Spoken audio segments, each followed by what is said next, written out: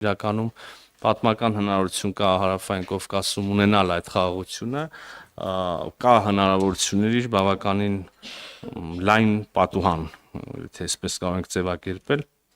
Իհարկե առանցքայինը մեր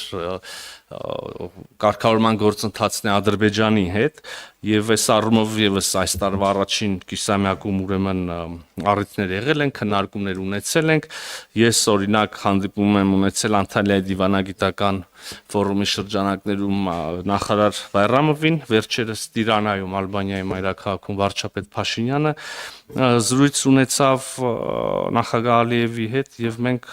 հույս ունենք, որ առաջիկայում այս խոսակցությունը ավելի գործնական եւ հանգամանալից կերպով հնարավոր կլինի շարունակել եւ իհարկե եւ խոսում ենք այս տարվա առաջի կիսամյակի մասին այս համատեքստում Հայաստան-Ադրբեջան կարգավորում ունենք շատ նշանակալի եւ իսկապես մի աննախադեպ ձեռքբերում, ունենք փաստաթուղթ, որի տեքստը համաձայնեցված է եւ Ադրբեջանը եւ Հայաստանը հայտարարել են, որ խաղաղության պայմանագրի, սա պայմանական անունն է, հիշում եք իրականում անվանումը փաստաթղթի մի քիչ երկար է։ Ուրեմն տեքստի շուրջ բանակցություններ ավարտված են եւ կա երկու կողմի համար ընդունելի համաձայնեցված տեքստ։ Հայաստանը հայտարարեց եւ այսօր էլ հայտարարում է, վերահաստատում է, որ մենք պատրաստ ենք րոպե առաջ սկսել խորհրդացություններ որոշելու ստորագրման օրը, տեղը։ Ադրբեջանը իր դիրքորոշումն է հայտարարում, կան որոշակի նախապայմաններ, այդ մասին բազմիցս խոսվել է։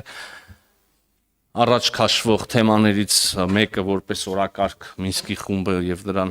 վերաբերող ուրեմն կառույցների լուծարման գործընթացը, որ ընդհանրապես որպես օրակարգ մեզ համար հասկանալի եւ ընդունելի է, իսկապես երբ որ կլինի ինստիտուցիոնալիզացված խաղաղություն, իսկ ես այս տերմինի տակ նկատի ունեմ ստորագրված, փաստաթուղթ խաղաղության հաստատման եւ ըստ էության թղթի վրա նաեւ կոնֆլիկտը կավարտվի, տրամաբանորեն հարկ չլինի ունենալ այս կոնֆլիկտին վերաբերող որևէ կառույց միջազգային հարթակներում։ Այնուամենայնիվ տեխնիկական նյուանսներ կան։ Մենք կարծում ենք, որ այս գործընթացը Մինսկի խմբի եւ կառույցների լուծարման եւ խաղաղության պայմանագրի